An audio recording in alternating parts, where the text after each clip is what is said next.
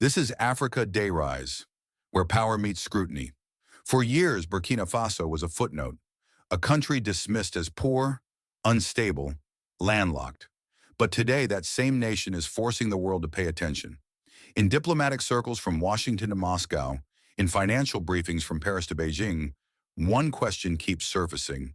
What is happening in Ouagadougou? The answer lies in a bold series of moves by the Burkina Faso president, Captain Ibrahim Traoré. In just 3 years, he has launched projects that speak the language of sovereignty, a deal with Russia that raised eyebrows across the continent, a gold refinery built to keep Burkina Faso's wealth in Burkinabè hands, and whispers of new infrastructure so vast that skeptics call it impossible. Some hail it as vision, others dismiss it as reckless overreach. But whether you admire or criticize, you cannot ignore it. Here on Africa Day Rise, we will peel back the layers, project by project, choice by choice, to ask the question that matters. Is Burkina Faso carving a new path for Africa, or simply stepping onto another battlefield of global powers? The nuclear gamble. Burkina Faso, a nation where less than 1 in 4 households has reliable electricity, is now preparing to build Africa's first indigenous nuclear power plant. The deal signed with Russia's Rosatom in June 2025 is framed as the cornerstone of energy independence. The promise is enormous. Electricity for homes and factories, export potential to neighboring states, in training programs for Burkinabè engineers. For supporters, it is the boldest act of sovereignty in decades. But the critics? They ask hard questions. Can a country still struggling with basic infrastructure handle nuclear regulation safely? Is Burkina Faso truly becoming independent, or merely shifting reliance from Paris to Moscow? And what happens if global politics turn and Russia decides its interests lie elsewhere? Nuclear energy is a game changer, but it is also a gamble, one that could illuminate the nation or expose it to new vulnerabilities. The gold refinery, wealth in our own hands, next comes the gold refinery. For decades, Burkina Faso exported raw gold and imported poverty. 57 metric tons mined every year, most of it refined abroad. Profits drained by foreign companies. Traoré's new national gold refinery complex, with capacity for 400 kilograms a day, changes the equation. Gold will now be refined, graded, and stored domestically. Thousands of jobs are promised, billions in revenue retained.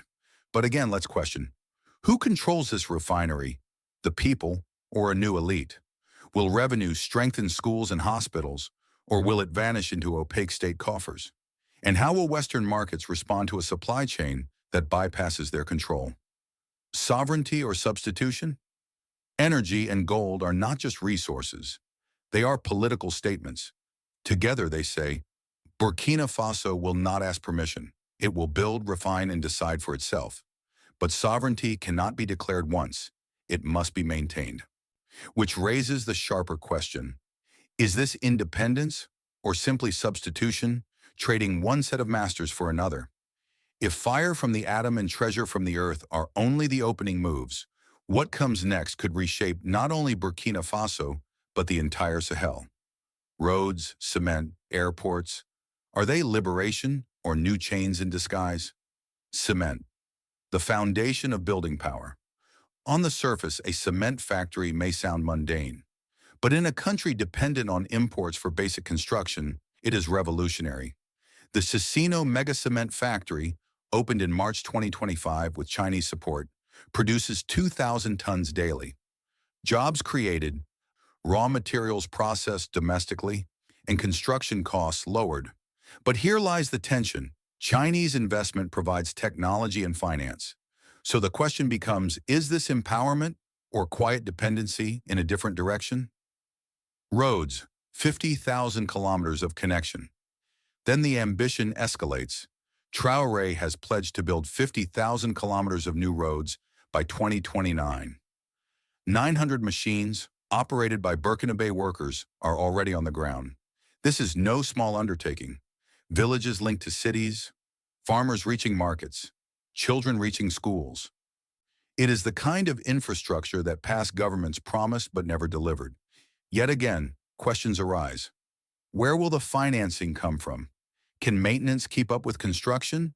Or will roads crumble as fast as they're laid? And is the project about genuine integration or about political theater on a grand scale? Airports, a gateway or a trap? At Donsin, northeast of Ouagadougou, a $200 million international airport nears completion, a 4-kilometer runway, a modern terminal, the capacity to connect Burkina Faso directly with Moscow, Beijing, and Dubai. On paper, it is progress. For trade, tourism, and global integration, the impact could be transformative. But let's probe deeper. Is this airport designed for the people of Burkina Faso, or for foreign investors and elites flying in and out? For ordinary citizens, will airfares fall, or will the skies remain out of reach? Cement, roads, airports, they form the skeleton of a new state. But without water to drink and hospitals to heal, what good is a skeleton? Let us turn to the lifeblood of a nation, survival itself. Hospitals healing at home. In Bobo-Dioulasso, the government has begun building what it claims will be West Africa's most advanced university hospital, equipped with cutting-edge technology, linked to medical schools, and designed to train a generation of African doctors. Supporters say this ends the humiliating dependence on foreign hospitals. No more exporting patients while importing shame. But skeptics raise a hard question. Will ordinary citizens be able to access this hospital, or will it cater mainly to regional elites? Water, the Ziga 2 project. Meanwhile, Ouagadougou's rapid growth has stretched its old water systems to breaking point. The Ziga 2 dam promises 135,000 cubic meters of clean water daily for more than 1 million people. This is basic survival. Without water, nothing else matters. But here too, critics note, big projects are easy to announce, harder to maintain. Will this system endure beyond headlines? Or will corruption and poor management turn a promise into another disappointment? The shadow of lost decades.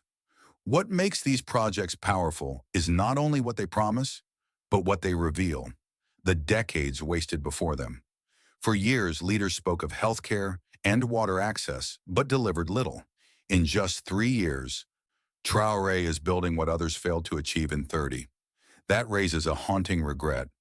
How many lives were lost to diseases that could have been treated? How many hours wasted carrying buckets when dams could have been built? Health and water may sustain the body, but who will shape the future? The next chapter is about technology, satellites, and electric cars. Visionary steps or dangerous distractions?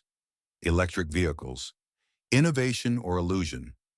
Traoré has announced plans to manufacture domestic electric vehicles powered by solar energy and designed for African roads. If realized, this would reduce fuel imports, cut emissions, and create jobs. But critics are blunt. Can a country still struggling with electricity access really sustain an EV industry? Or is this an expensive experiment while basic needs remain unmet? Satellites. Burkina Sat-1. Then the boldest symbol, Burkina Sat-1, the nation's first satellite. It promises telecommunications coverage, agricultural monitoring, and disaster management.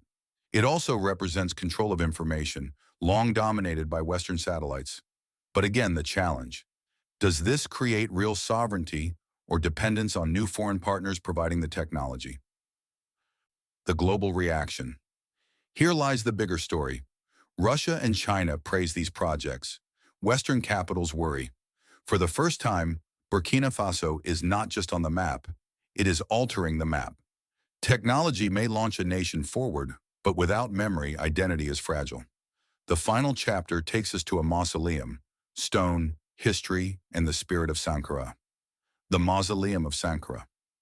The 10th project is unlike the others. It is not about power plants or satellites. It is about memory. A national mausoleum in Ouagadougou, honoring Thomas Sankara and his companions. Inside, a museum, an education center, a cultural space. It ties today's development to yesterday's ideals. Self-reliance, anti-imperialism, Pan-African solidarity. The politics of legacy. By invoking Sankara, Traoré aligns his rule with a revolutionary figure still revered across Africa. For supporters, this provides moral legitimacy. For critics, it raises questions. Is Traoré genuinely continuing Sankara's vision or using his name to justify his own power? The road ahead. The mausoleum is not about the past alone. It is a tool for the future, shaping identity, binding citizens to a common narrative, and anchoring rapid change in historical continuity. Can memory become the cornerstone of modern sovereignty, or will it remain a monument, silent while politics move on? That, family, is the question Africa must answer. As we close this edition of Africa Day Rise, let us be honest about what these 10 mega projects reveal. The anger of the past. For decades, Africa has been trapped in a cycle, resources flowing out, dependency flowing in. Oil in Nigeria without refineries. Gold in Ghana without processing plants. Development plans drafted in Paris or Washington, while African citizens waited in darkness. We have every right to be angry at leaders who promised much and delivered little, and at a system designed to keep us dependent. The regret of lost time. And with anger comes regret. Regret for the lost decades, the children who studied by candlelight, the mothers who walked miles for water, the patients who traveled abroad for care. The truth is painful.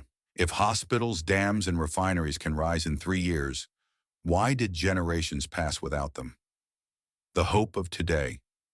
Yet here we are. Under the leadership of the Burkina Faso president, Captain Ibrahim Traoré, we see projects not on paper, but in progress. Power plants under construction, a gold refinery in motion, roads stretching across the Sahel, satellites orbiting above. The world heard the Ibrahim Traoré speech declaring a break from dependency, and whether in Moscow, Beijing, or Washington, they are paying attention. Some cheer, some frown, but none can ignore. So the question returns to us. Is this the dawn of true sovereignty or the beginning of another dependency under new partners? History will judge, but citizens must speak.